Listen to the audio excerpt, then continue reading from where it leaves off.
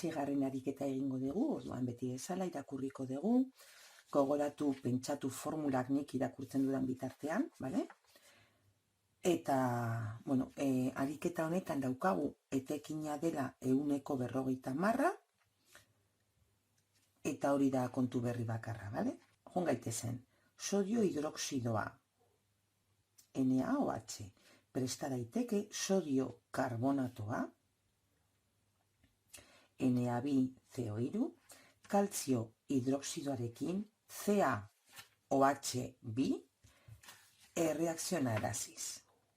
Kaltzio karbonatoa ere CaCO3 lortuz.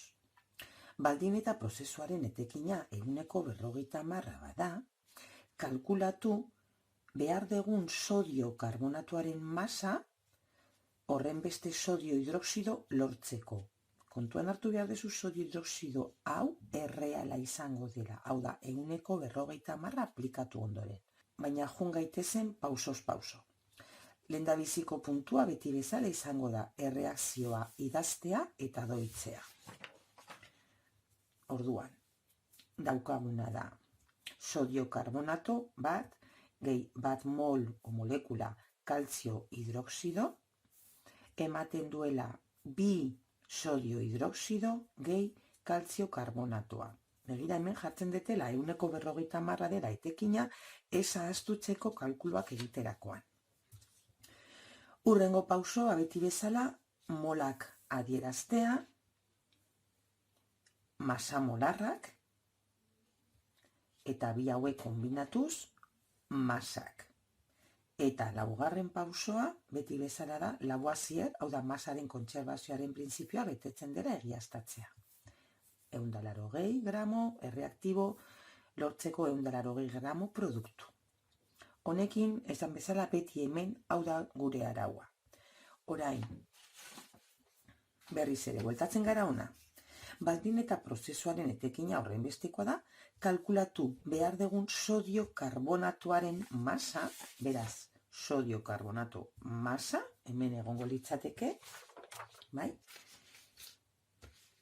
367 gramo sodio hidroksido, masa sodio hidroksido, hau, lortzeko. Bale? Baina, lortzen ditugun gramoak dira benetakoak.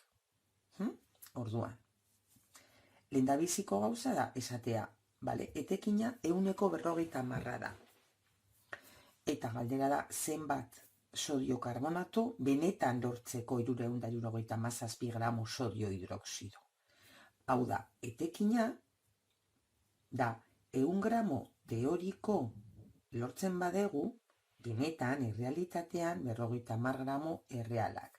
Gogoratu porzentai hau erabili daiteke gramo, mol, ala litro, bale? Etekina delako da porzentai bat.